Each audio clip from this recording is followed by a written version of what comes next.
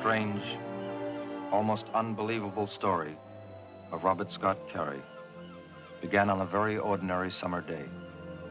I know this story better than anyone because I am Robert Scott Carey. It was the post-Eisenhower. There was still a feeling of, I think, a residual angst about the war, nuclear threat. There was an attempt, I think, culturally to perfect the American family. I think male roles, female roles were very tightly prescribed. And it was a perfect storm, I think, in a way, as an idea for my father to explore all of those things through the experience of one man who becomes representative of masculinity not being so absolutely unassailable.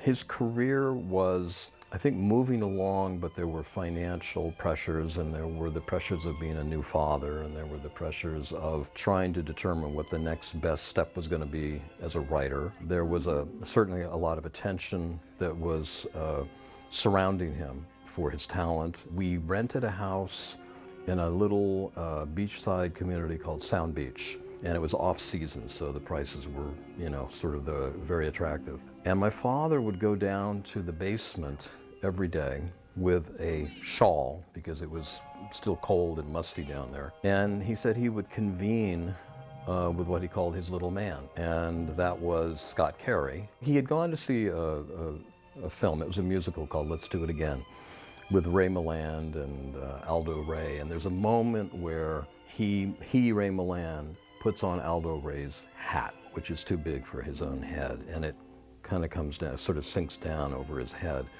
And that image was so arresting to my father that he thought, well, what if I were to take that idea and follow the story of a man who begins to gradually shrink? I felt puny and absurd, a ludicrous midget. Easy enough to talk of soul and spirit and essential worth, but not when you're 3 feet tall. I loathed myself. Our home, the caricature my life with Lou had become. I had to get out. I think my father was wrestling with a lot of personal questions about his life that bordered probably in some ways into a kind of an angst that had to do with, again, being a young father, taking care of his family. Could he depend on his writing career? And I think in some ways, as life can impose this on men, it can make you feel that you are being diminished. Even when things are going well, you can still have fears of your own kind of path, your own trajectory faltering, and that you feel that you're being diminished by the world. And I think that the book in that way, of course, is an absolute metaphor for what my father was going through. Those reporters out there, why don't you tell them about it? Give a new angle for their papers. Or will I save it for my book? Yeah, that's what I'll do. A whole chapter devoted to telephones and one more joke for the world to laugh at. Scott, people know, they realize they're not laughing at you. They're not? No. Why not? It's funny, isn't it? So he wrote the book. And I do know that when the book sold, he said to the studio, Universal, if you want it, I have to write the script. And he'd never written a script, but I think he knew he could do it, and they agreed to it.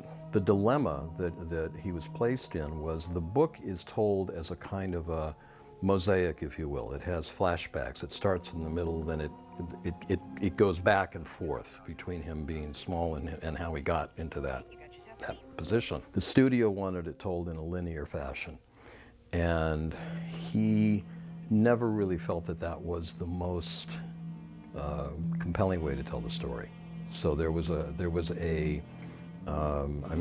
ultimately that was what they did, but his version, his preference was to let it go back and forth. And I think what was so powerful about it in the novel is, and what the film didn't have, as good as the film was, that there was a kind of a juxtaposition of ironies that he was able to create by cutting back and forth. You know, the melancholy was still there in the film, but that juxtaposition was very important in being able to tell the story in a very particular way.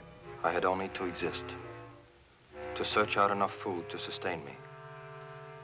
I was driven by hunger, and also by the horrible thought that without nourishment, the shrinking process was quickening. I think Jack saw in this book the very things that we're talking about, this idea of masculinity being a kind of a falsehood, a kind of a vulnerable construct. And I think he was very fascinated by that. He also was very protective, along with my father, about the ending of the film. The antitoxin. They found it. Oh, Scott. Are you sure? Dr. Silva wants us down there. The studio wanted there to be, I think, an ending where Scott Carey would be given let's say, a serum that would make him start growing again, thereby pretty much flattening the resonance and the depth of the story that they were telling. And I think Jack famously said, you know, over my dead body would I do that? And he had enough clout at the time that they were willing to at least test the ending that they came up with. But even as I touched the dry, flaking crumbs of nourishment, it was as if my body had ceased to exist.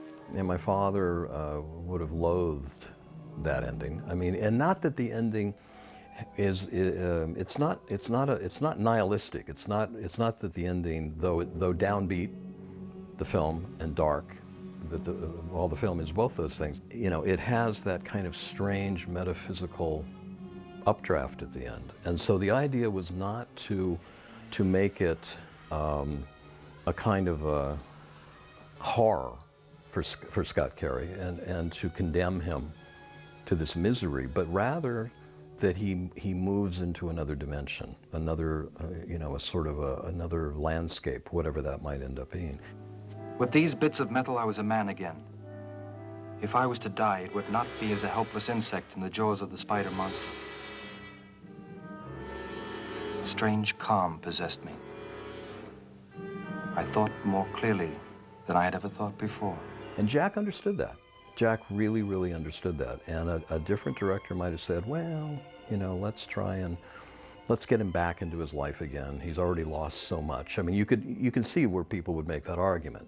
But the better argument, the more I think resonant argument was to let him continue to get smaller and smaller. And of course that great line, "To God there is no zero," which is, you know, I think really sums up what the ending is all about. I was continuing to shrink, to become what? The infinitesimal? What was I? Still a human being?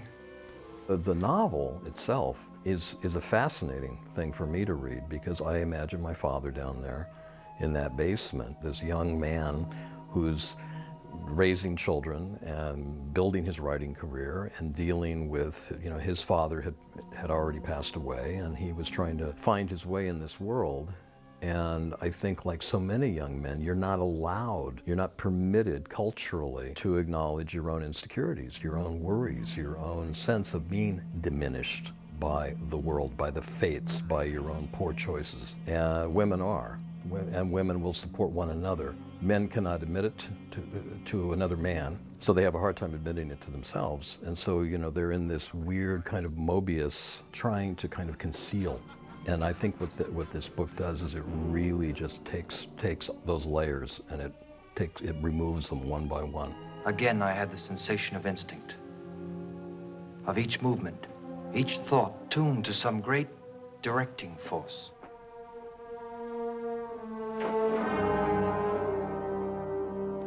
It has really stood the test of time.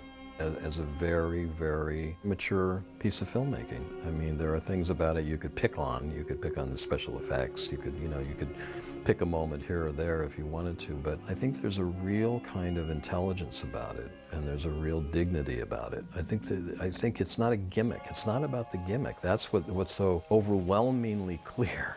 As profound as that gimmick is, or that device of shrinking, and it is as great a central image as one could possibly hope for in a dark fantasy novel. That's not the point.